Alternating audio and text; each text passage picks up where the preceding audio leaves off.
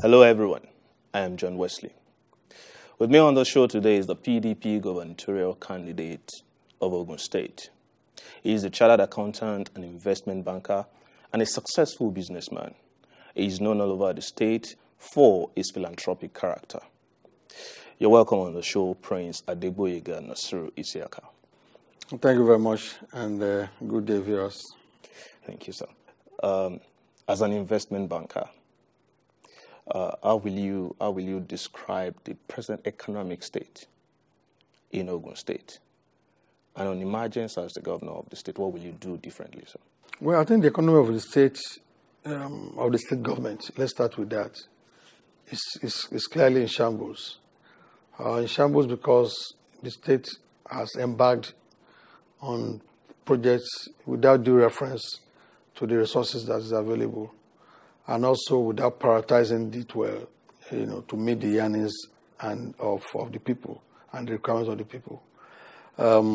Also, in terms of costs, the cost at which projects have been done is quite exorbitant. And so, from about three angles, therefore, when you look at the economy of the state government, in terms of the resources available versus the management of those resources, the priority of the projects that have been done, and then the cost of the projects that have been done, I think that is quite, it's quite sad.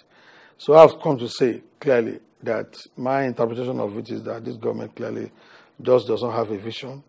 I think it is basically just waking up and just getting to do things that they believe, will, meet their personal, aggrandizement or other things that they want to achieve, which I think is not good for government of 21st century. So if you ask what we are going to do differently, what we are going to do differently is that we are going to look at our state in its entirety, and then we are going to look at what our states require vis-a-vis what is available, vis-a-vis what we can get, and vis-a-vis all the opportunities that is available. And then we are going to drive ourselves towards achieving the best within the quantum of what we can get, and of course also try and expand the economic base of the state by ensuring that most of the opportunities that we have in terms of economic potential that we have, we tap into it through private sector involvement so that we can create employment for people, we can create activities for the people. Also in terms of implementing some of these projects that we're talking about, we also put people at the center of it.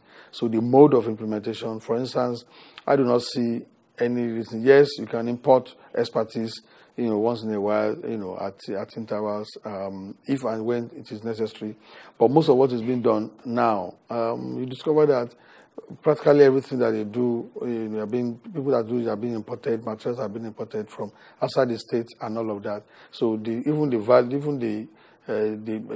expenditure of government is not trickling down to the people, and that's why we have a lot of poverty. Then you also have quite a lot of destruction of people's assets and people's, shops, houses, and all of that, when these really are not required at this time, or when it can even be faced, so that people can at least, have some time to plan for it. And this is clearly just destroying the economy of the people, and which is driving people more into poverty.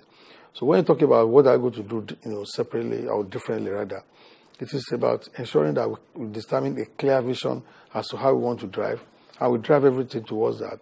Our economic policy and all our social politics, policies and all of that must be driven towards what we are trying to achieve, which is giving life more abundant for our people, like we said. And I think that is what we're going to do. We don't have that presently in this state, and that's why you have all manners of projects. You have shops and roads destroyed, and yet development are not reaching those places when these things could have been faced over time. And so many other things, like we have abandoned schools, abandoned so-called model schools in bushes and forests all over the place, when the quantum of money being used for those things could have been used to develop a lot of all our existing schools that we have. So far, this government has renovated less than 100 schools out of over 774 schools that we have in this state. I think that is not the kind of thing we have. Yet, the government has the resources to go and be building 1.3 billion naira schools in villages, in forests and bushes all over the place. I think that's been its priority. And I think those are the things we have to put a stop to in this state. On the scale of 100, sir, how will you score the present administration of Governor Ibikole Amosu in Ogun State? Well, I won't put a mark, but definitely it's a failure. So whatever it is, that failure, and you know what a failure is when we all pass through these decisions, and when you are marked and then you have not passed. So it ranges between 0 and, well, if it's a receipt could even be 39 or 40. So definitely it ranges between 0 and 39. So